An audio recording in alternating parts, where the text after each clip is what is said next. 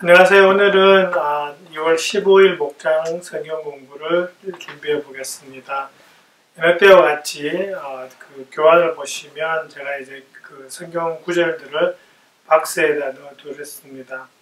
한 가지 제가 좀 사과드릴 것은 여러분 그 웹사이트에 올라와 있는 교환을 보시면 제가 그 넣어드린 지도가 보이는데요.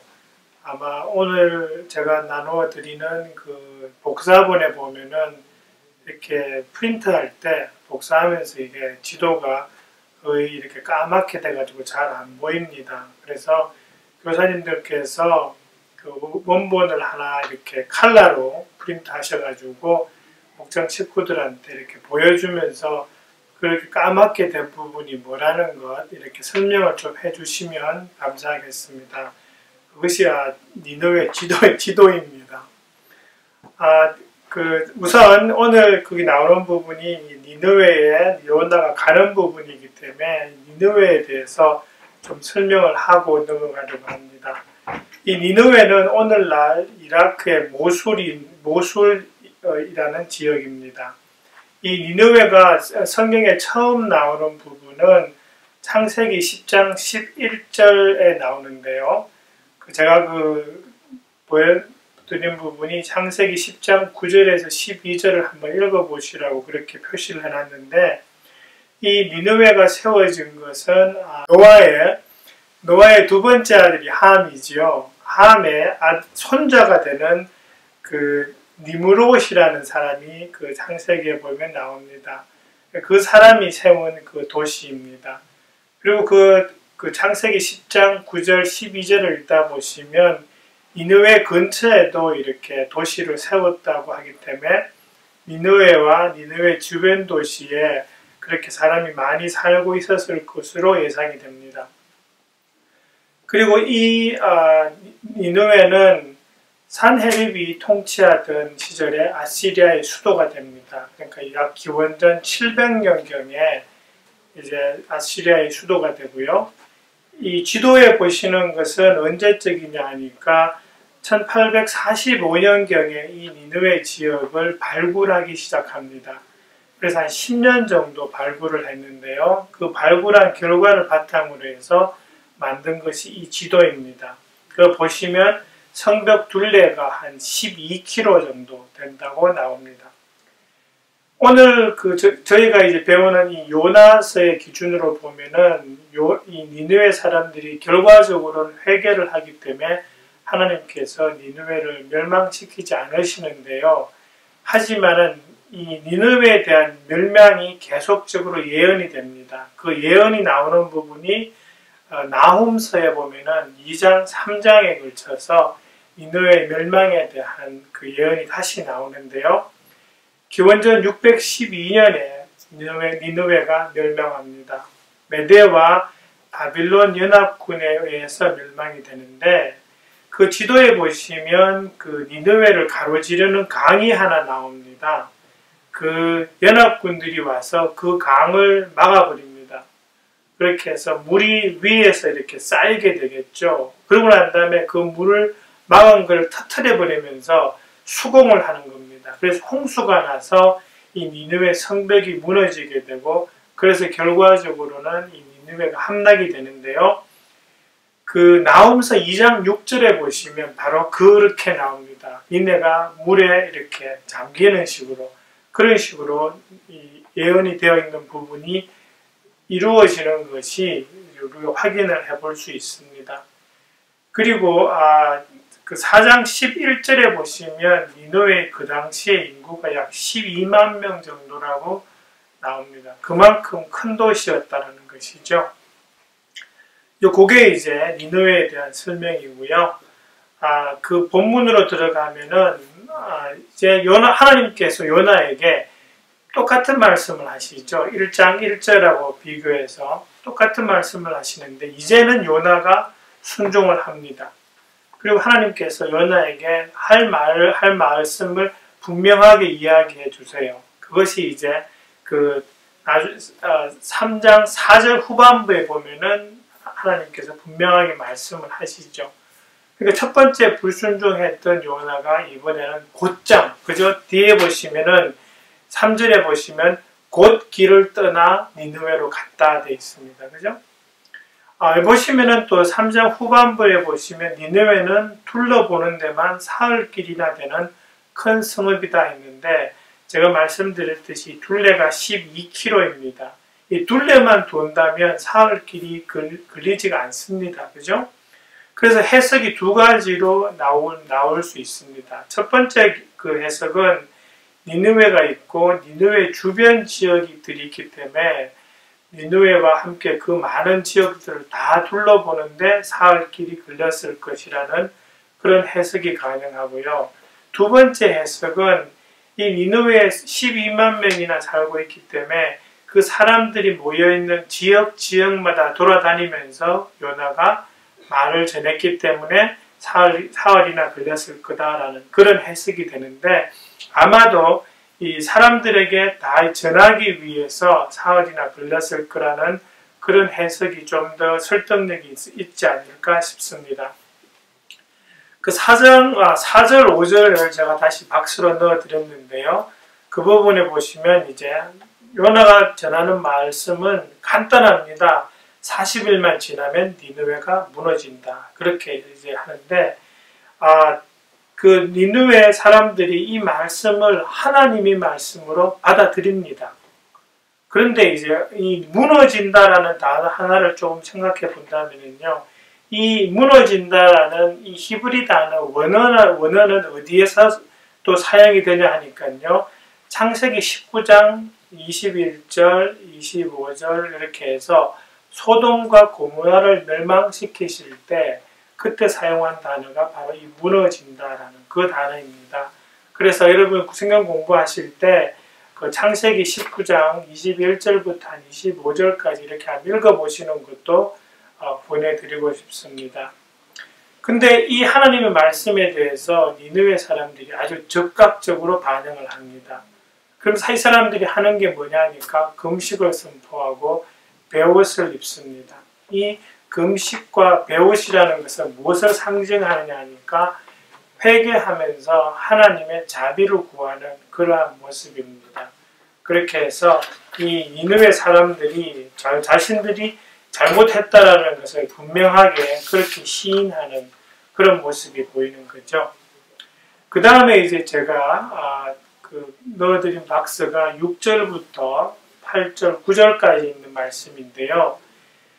6절에 보시면은 이 소문이 니느웨 왕에게 전해지니라고 하는데 이 소문이라는 것을 영어 성경 NASB나 또는 ESV 성경으로 보면은 The word reached the king이라고 해서 word, 하나님의 말씀이 왕에게 전해졌다라고 그렇게 되어 있습니다. 그렇게 해서 어떻게 해석이 되냐 하니까 요나가 전한 그 하나님의 말씀이 왕에게 전해졌고 또 한편으로는 그 말씀에 반응한 백성들의 반응이 왕에게 전해졌다라고 그렇게 이제 이해할 수가 있습니다. 여러분 또 보시면은 7절부터 이제 왕이 어떻게 하는지를 나오는데요. 보시면은 금식을 선포하고 베옷을 입으라고 하는 그런 명령들을 하는데 앞에 나온 그 백성들의 반응과 이렇게 일치를 하죠.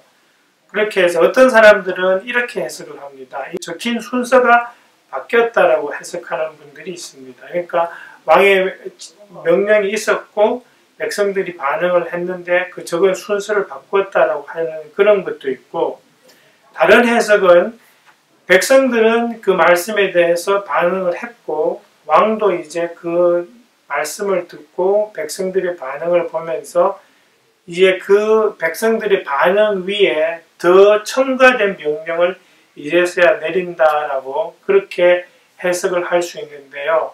이 두 번째 해석이 좀 더 설득력이 있습니다. 왜냐하면 그 왕이 내리는 그 명령을 보시면 앞에 했던 백성들의 반응에다가 좀 더 강화되는 것을 볼 수 있습니다.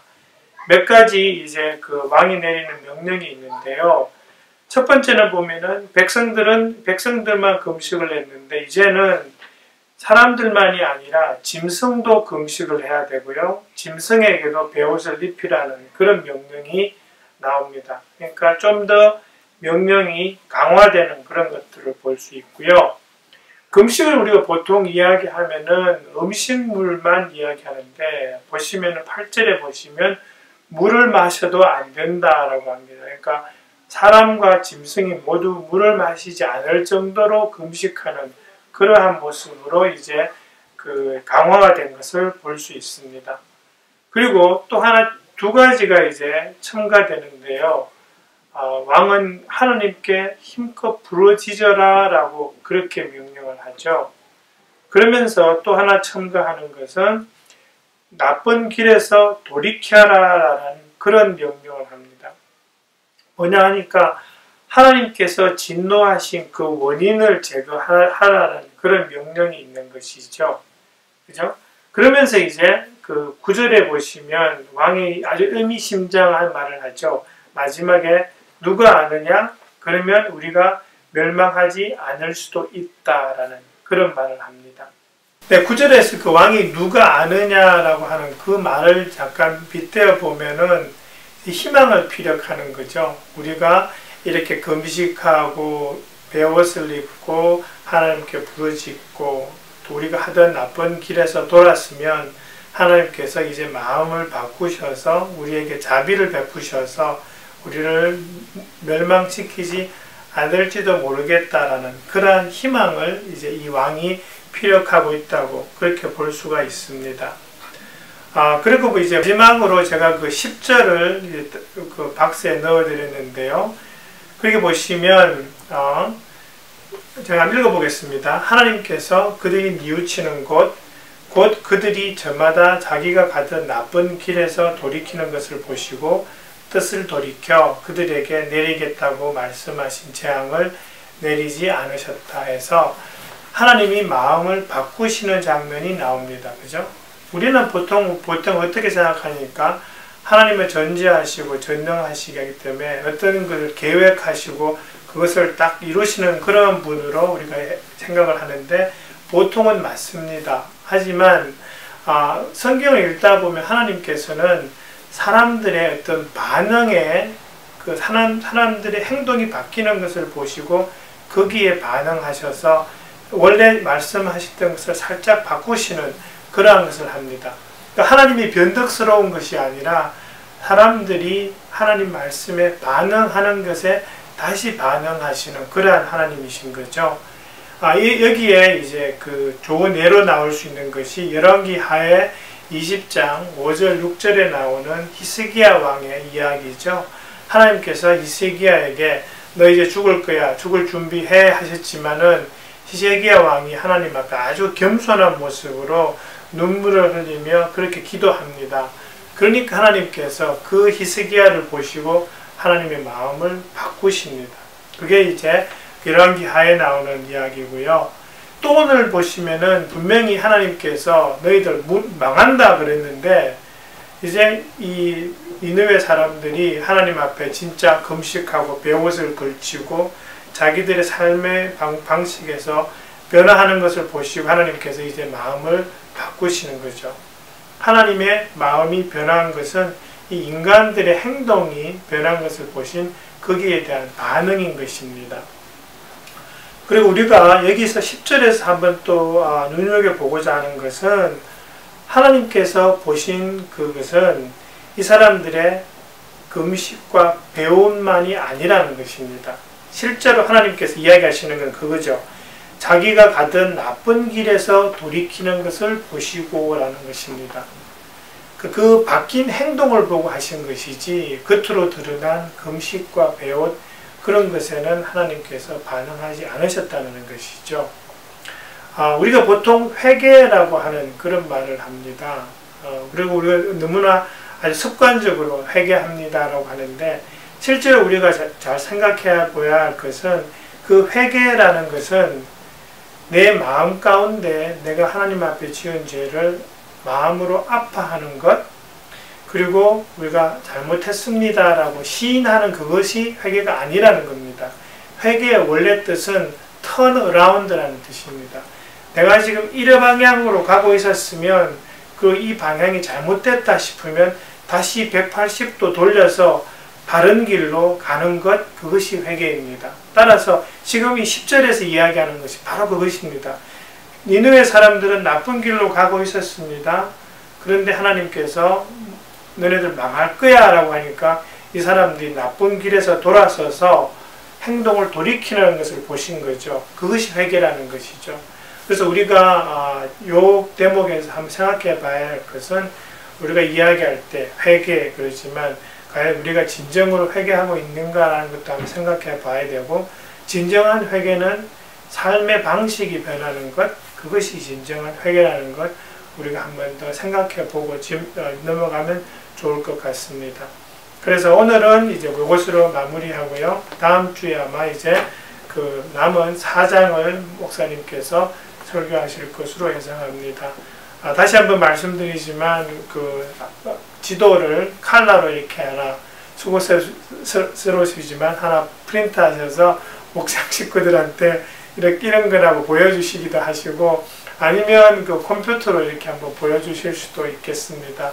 하여튼 그렇게 해서 좋은 목장 모임, 특별히 이번 주가 가정교회 세미나가 있는 주입니다. 그래서 우리가 하는 성경 공부가 이런 거라는 것, 어떤 지식 전달, 그리고 설교에 대한 준비라는 것을 이렇게 오신 목사님들한테 보여드리는 그런 기회로 삼아주시면 감사하겠습니다. 감사합니다. 수고해 주십시오.